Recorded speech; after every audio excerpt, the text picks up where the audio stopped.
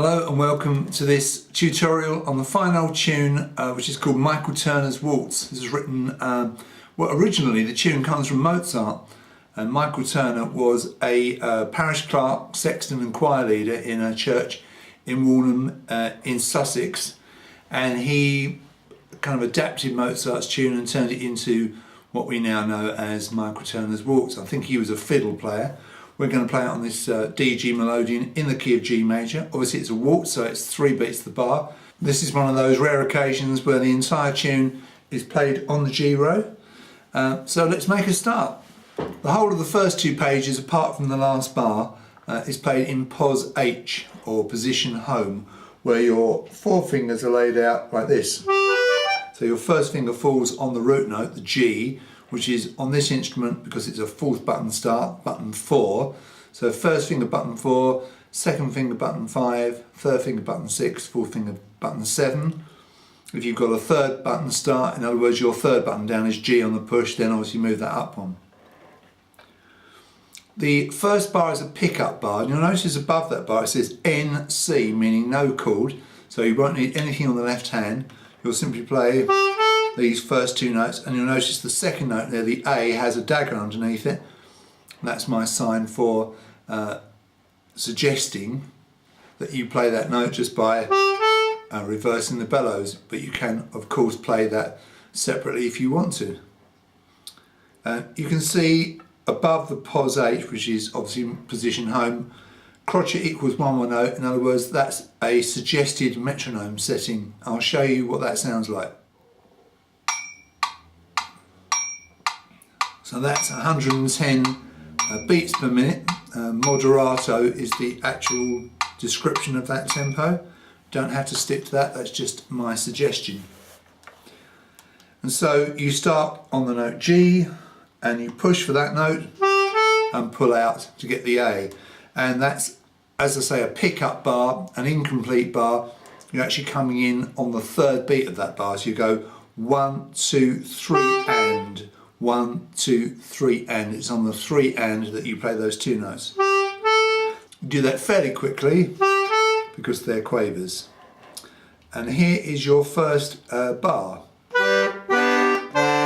Now bars of 3, 4 typically don't make a lot of sense on their own. You always need the next note in the next bar to kind of complete the musical phrase.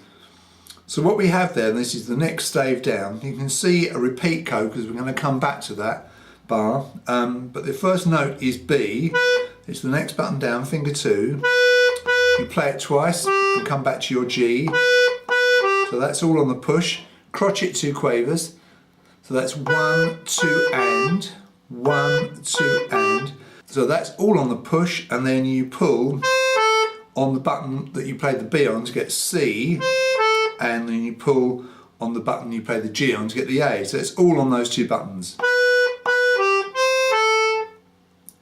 And crotchet 2 quavers is counted 1, 2 and 3 and.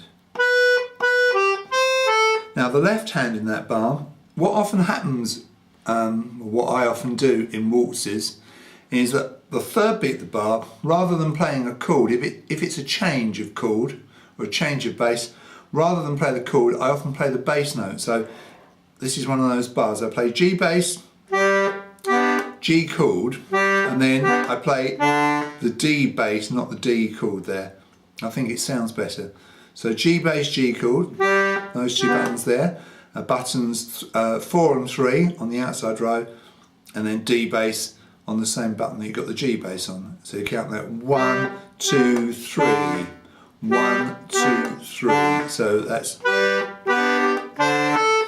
and that works really well, doesn't it?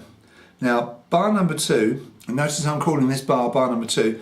The pickup bar is known as bar 0, so it doesn't count as a bar. The bar we've just played is bar 1. Bar 2, which is the 2nd bar on that that 2nd stave, goes like this.